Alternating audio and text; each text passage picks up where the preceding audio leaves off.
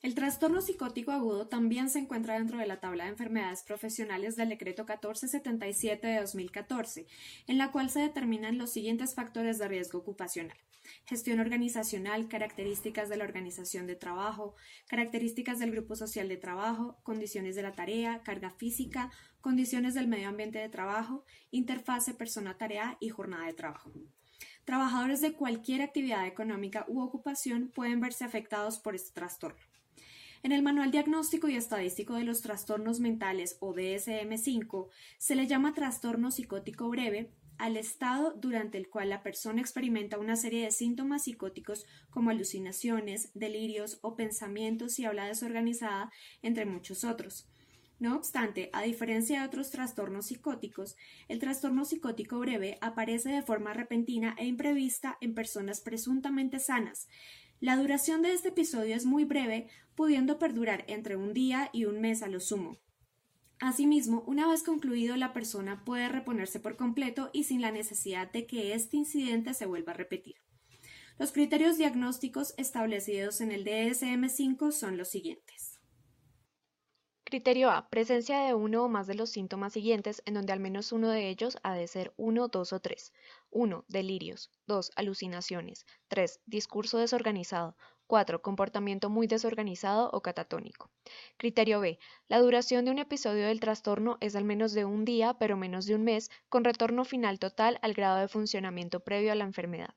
Criterio C. El trastorno no se explica mejor por un trastorno depresivo mayor o bipolar con características psicóticas u otro trastorno psicótico como esquizofrenia o catatonía y no se puede atribuir a los efectos fisiológicos de una sustancia, por ejemplo una droga o un medicamento, o a otra afección médica. Se debe especificar si existen factores de estrés notable o si por el contrario no se encuentran, o si este trastorno comienza durante el embarazo o en las primeras 4 semanas después del parto. Para el estudio de estas dos enfermedades, la profesional en salud en medicina general, Ana María Collazos, nos dará su concepto.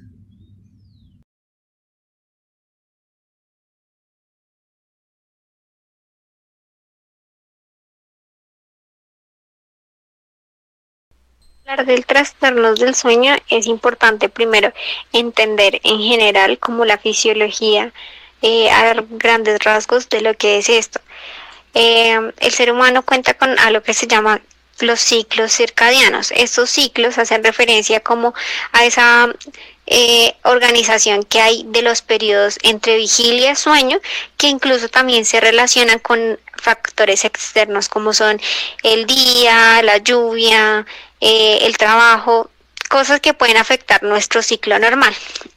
Un ciclo circadiano que se mantiene como en unos horarios estables permite que durante el sueño haya una mejor reparación, la persona durante el sueño pueda como poner a ejercitar su cerebro para que al otro día esté como en la capacidad de responder a todas las actividades que le corresponden.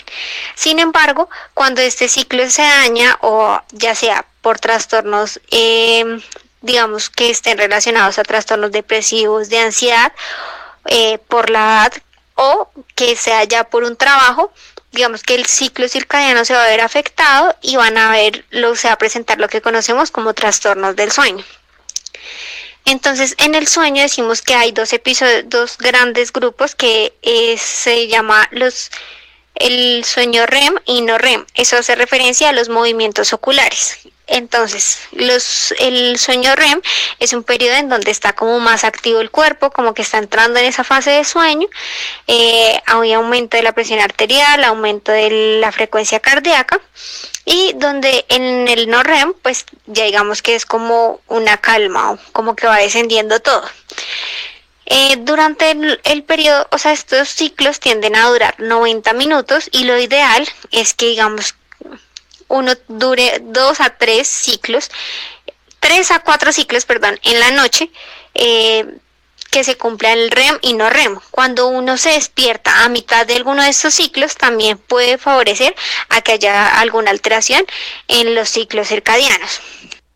Y luego encontramos los trastornos del ritmo circadiano del sueño, que hacen referencia a todos esos tipos de trastornos en donde se ve alterado el ritmo circadiano del cuerpo. ¿Esto qué quiere decir? Que si mi cuerpo en relación con el ambiente, se supone que durante el día descansa y en la noche duerme. Cuando hay un trastorno de en este tipo de sueño es porque la persona ha durado varios tiempos o periodos prolongados en donde no ha respetado estos ciclos. En esto hablamos como trabajadores de la salud, celadores, todas estas personas que trabajan en turnos, entonces digamos, trabajan en la noche y duermen en el día, o están despiertos en vigilias 24 o 36 horas y luego duermen 12. Todas estas alteraciones en el sueño provocan que hayan alteraciones en el ritmo circadiano.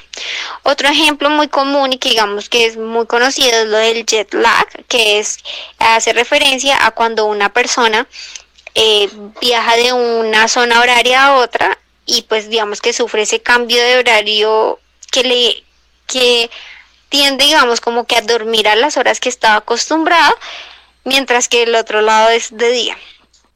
¿Cómo se diagnostica la enfermedad? El trastorno no orgánico del ciclo de sueño-vigilia, trastorno del ritmo circadiano. Esta categoría comprende retraso de la fase de sueño, desfase por cambio de usos horarios, jet lag, trabajos en turnos, cambio de turno de trabajo o no especificados, es decir, adelanto de la fase del sueño, patrón de sueño-vigilia irregular y ritmo distinto de 24 horas. Los criterios de diagnóstico son: el patrón de uso vigilia del individuo no está sincronizado con el ciclo de sueño de vigilia deseable. Como resultado de esta alteración en el ciclo sueño-vigilia, el individuo padece insomnio o hipersomnia. La cantidad y el tiempo y la calidad son insatisfactorios, ocasionando un malestar personal marcado. La ausencia de un factor orgánico causal conocido como una alteración neurológica u otra circunstancia.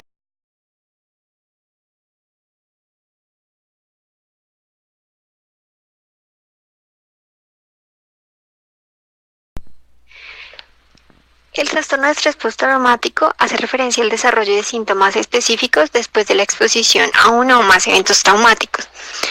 Los eventos traumáticos pueden ser de dos tipos. Uno, que sea un evento que le sucedió a la misma persona, es decir, que esa fue la persona a la que, ejemplo, la secuestraron, tuvo una violación, a los militares que fueron a guerra y entonces vivieron la situación.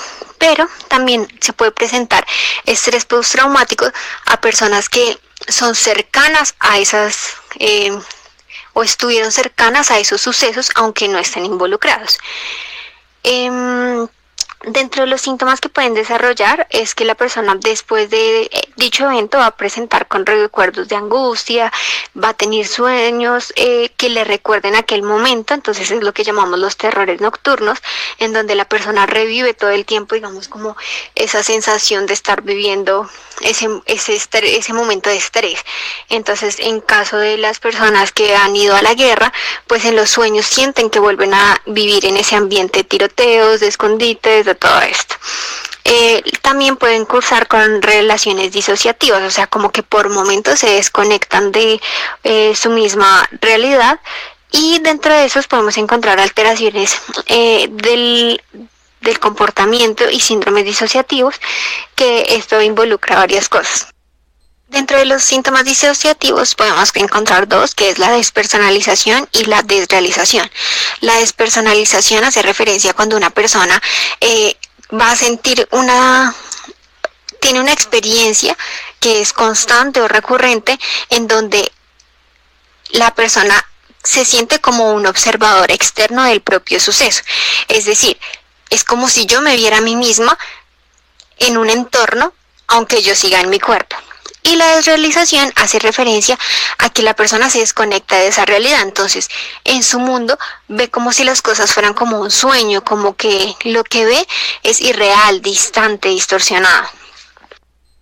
Otras alteraciones que se pueden encontrar es que la persona va a tener ideas recurrentes de expectativas negativas de sí misma. Entonces, es que a mí me va a pasar esto malo, es que es seguro, ahorita me caigo, seguro, o sea, ideas constantes que son negativas a sí mismo, pero que se originan en ese momento, o sea, como que le recuerdan ese estrés. Adicionalmente, pueden tener alteraciones del comportamiento que se pueden exacerbar con ruidos o sensaciones, olores que le recuerden a dicho estrés. Es decir, ejemplo, si suena un pito, sienten que ya es un tiroteo y entonces pueden causar, digamos, tender a tener un cambio de comportamiento agresivo, autodestructivo, imprudente, que ponga incluso en riesgo su propia vida. De acuerdo al decreto 1477 del 2014, el estrés postraumático puede presentarse en deportes extremos, atletas y deportistas de alto rendimiento, boxeadores, entrenadores, preparadores físicos, instructores, árbitros, ciclomontañismo, motocross y afines. Trabajadores también que laboren en espacios confinados, manejadores de recipientes sujetos a alta presión, hornos, por ejemplo también todo el tipo de vendedores, cajeros, gerentes de tienda, trabajadores de la educación, directores, instituciones prestadoras de servicios médicos, cirujanos, entre otros. ¿Cómo se diagnostica esta enfermedad? Los instrumentos más utilizados para la evaluación de la sintomatología relacionada con la TEP han sido los autoinformes, es decir, entrevistas y cuestionarios e inventarios escalas, entre los que encontramos los que se presentan a continuación. Asimismo, han habido avances en la búsqueda de marcadores fisiológicos, psicofisiológicos y neurobiológicos característicos de los pacientes.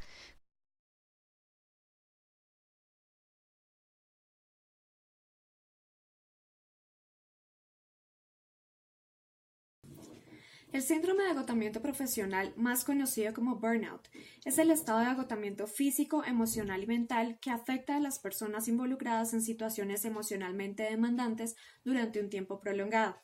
Las personas más expuestas son las que trabajan en profesiones que se encuentran en íntima relación con el sufrimiento humano y en las que la empatía con la gente que sufre es esencial en el desempeño profesional. Maslach y Jackson, citados en Gloria y Carbia, afirmaron que el burnout provoca un sobreesfuerzo laboral, lo que puede implicar una pérdida de energía o un descenso de la calidad y cantidad del rendimiento, lo que conlleva a un desajuste entre el trabajo y el puesto que se ocupa. Este trastorno se encuentra contemplado en el Decreto 1477 de 2014, el cual establece la tabla de enfermedades laborales en Colombia, ubicándose en el grupo 4, el cual habla de los trastornos mentales y del comportamiento. Según este decreto, el síndrome de agotamiento profesional está relacionado con los siguientes factores de riesgo ocupacional. Condiciones de la tarea, demandas de carga mental, el contenido mismo de la tarea que se define a través del nivel de responsabilidad directo, las demandas emocionales, especificación de los sistemas de control y definición de roles. De igual manera, el decreto establece que las industrias u ocupaciones más expuestas a este trastorno son actividades del sector educativo, servicios sociales y de salud, atención a niños y adolescentes en circunstancias de vida difíciles, a personas privadas de la libertad, a farmacodependientes, atención a usuarios, de víctimas, personas con discapacidad, pacientes terminales y personas que trabajan en levantamiento de cadáveres. El diagnóstico del burnout se puede realizar mediante la aplicación del Maslach Burnout Inventory, el cual se trata de un cuestionario conformado por 22 ítems en forma de afirmaciones sobre los sentimientos y actitudes del profesional en su trabajo y hacia los pacientes, que tiene como función medir el desgaste profesional. Este cuestionario analiza las 3 dimensiones del síndrome: cansancio emocional, despersonalización y realización personal.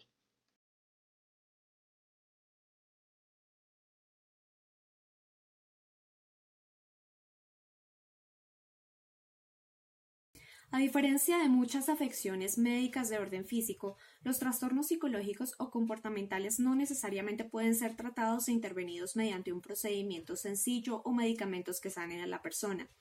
Es por esto que toma una vital importancia para las empresas el velar por brindar a sus trabajadores condiciones de bienestar para la minimización del riesgo psicosocial, tal como lo establece la Resolución 2646 de 2008. Cuando la empresa toma las acciones pertinentes para disminuir la exposición de los trabajadores a factores de riesgo psicosocial, se minimiza la probabilidad de que estos desarrollen enfermedades como las abordadas en este video. ¿Por qué se debe velar por el diagnóstico oportuno de los trastornos mentales y del comportamiento en las organizaciones? Las organizaciones están compuestas por personas. Estas personas son las que contribuyen a que la organización en sí tenga una mayor productividad, una competitividad en el entorno y tenga rentabilidad para los socios. Cuando las personas o los trabajadores padecen ese tipo de enfermedades, pues primero, se eleva el nivel de ausentismo. Se eleva el nivel de ausentismo, ya que pues, estos pacientes comienzan a incapacitarse o incluso no vuelven a trabajar. Se baja la productividad, pues porque no hay quien desarrolle las actividades y el continuo normal desarrollo de la organización. Hay reprocesos porque, primero, por ejemplo, cuando hay ausencia de las personas, el área de recursos humanos debe reclutar y seleccionar y contratar nuevamente. Asimismo, en muchas oportunidades, cuando no hay una estructura clara del sistema de gestión de calidad, por ejemplo, deben capacitar a otra persona para que pueda desempeñar la función de la persona que está incapacitada. También se genera una mala imagen de la organización, ya que, pues, como somos personas, nosotros compartimos eso con nuestro entorno. Entonces, tanto las personas que trabajan dentro del mismo círculo como los familiares pueden comunicarle que esa empresa no está pendiente de todo ese tipo de enfermedades. Se acarrean sobrecostos, pues, por todo lo anterior, y pues hay una alta rotación del personal por lo mismo. ¿Cómo esto contribuye a prevenir enfermedades laborales y promover la salud? Bueno, a partir de un correcto y oportuno diagnóstico de estas enfermedades, la forma de prevenirlas pues es cuantificar y describir los problemas de salud y factores de riesgo que hay dentro de la organización. También es necesario determinar los grupos que hay de riesgo, porque no todas las áreas de la organización pueden estar presentando ese tipo o padeciendo ese tipo de enfermedades. También se deben establecer, obviamente a partir de todo ese estudio, políticas y programas de prevención. Ejecutar esas políticas y pues hacerle seguimiento y evaluarlas para saber que sí realmente estén funcionando. Y por último, pues obviamente investigar su origen para poder atacar la causa raíz.